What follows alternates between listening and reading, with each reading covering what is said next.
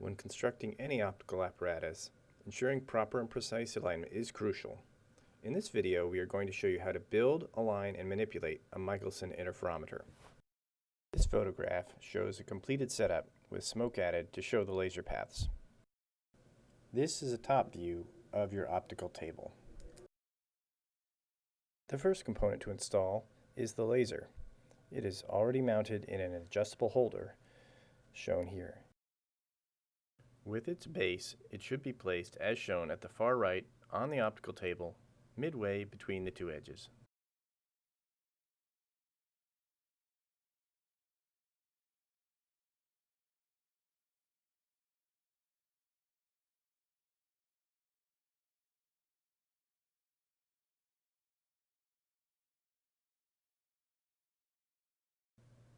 Turn on the laser and adjust the beam height to approximately 10 centimeters using the knob on the post holder.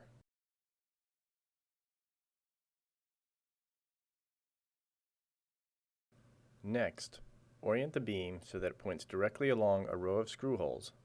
Note that you may need to shift the base position. Under ordinary conditions, the beam is invisible, so use an index card to locate it. Never look directly at a laser beam, and it is always a good rule to keep your eyes out of the beam plane.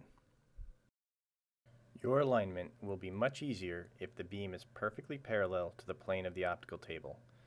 Use the adjustment screws on the holder, an index card, and a ruler to verify that the beam remains at the same height above the table all along the beam path. You may need to go back and forth with the ruler a few times to get the best result.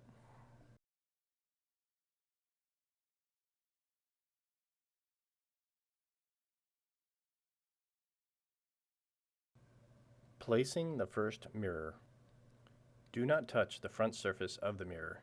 Optical mirrors are front-coated, meaning the reflective surface is an unprotected thin coating of metal on smooth glass. Fingerprints and wiping with ordinary cloths will cause irreversible damage, degrading its reflectivity. Place the first mirror about 50 centimeters from the laser, adjusting it so the beam strikes the mirror in the center and reflects the beam directly back into the laser. Adjust the mirror position and orientation only. Adjusting the laser orientation will destroy your alignment from the previous step. Take your time. You may need to reposition the mirror on the table. Also at this time, you should double check that the beam remains parallel to the table.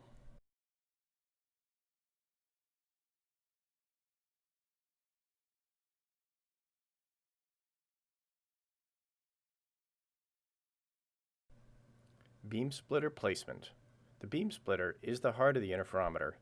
Light enters from the direction shown on the top and is then split into two perpendicular beams of equal intensity. It should be placed in between your first mirror and the laser at a position such that the distance between the first mirror and the beam splitter is about the same distance between the beam splitter and the near edge of the optical table, which is where you will be placing your second mirror.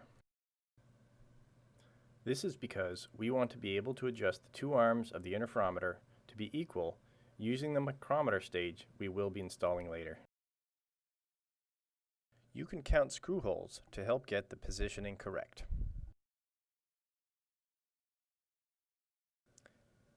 In placing the beam splitter, double check that the proper face is oriented toward the laser as indicated on its top.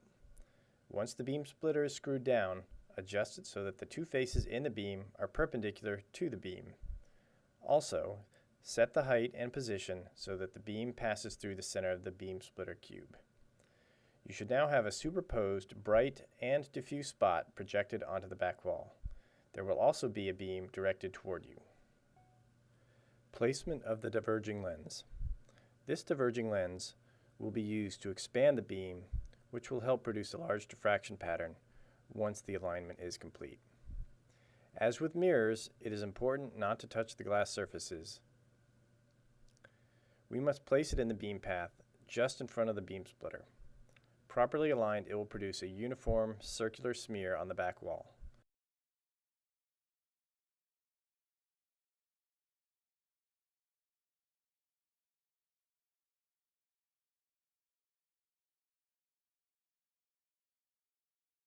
Once this is done, remove the mirror on its post, leaving behind the base. When you finish the alignment, you will put it back. The translational stage.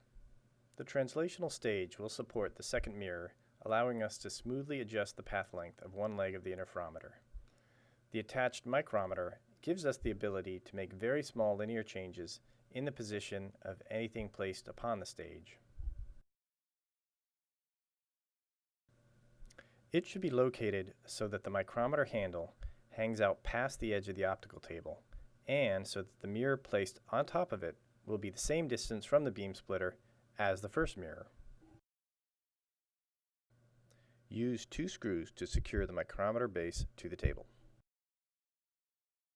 Secure the second mirror to the top of the micrometer base, making sure that the center of the mirror is in the same horizontal plane as the beam splitter.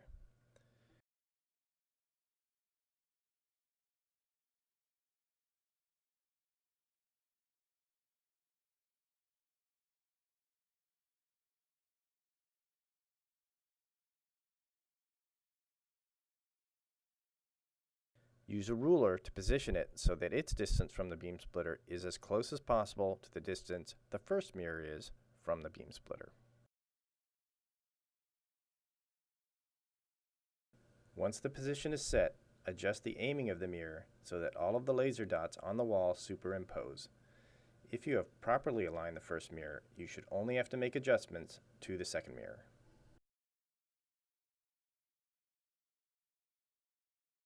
The last step is to reinstall the diverging lens in its holder. If you have conducted the alignment properly, and if the lengths of the 2 arms of your interferometer are nearly equal, you should see curved lines of light and dark on the wall where your laser spot was located. These are the interference fringes. If your alignment was especially good, you may see a bullseye ring immediately. If you do see a set of lines, you can adjust your mirrors slightly to find the bullseye ring and bring it to the center. Once you have done this, you can adjust your micrometer and observe how the pattern changes as you change the relative path length of one of the arms. If your path lengths are exactly equal, you will see a single bright spot with no fringes. As you move away from the exactly equal path lengths, the fringes will become narrower and closer together. When you are counting fringes, it will be helpful to use the Allen key to more precisely control the motion of the micrometer stage.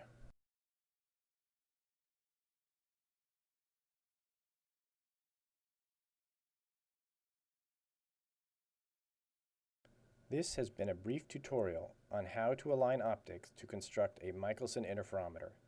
You should refer to the lab handout for further details or consult your TA or section instructor.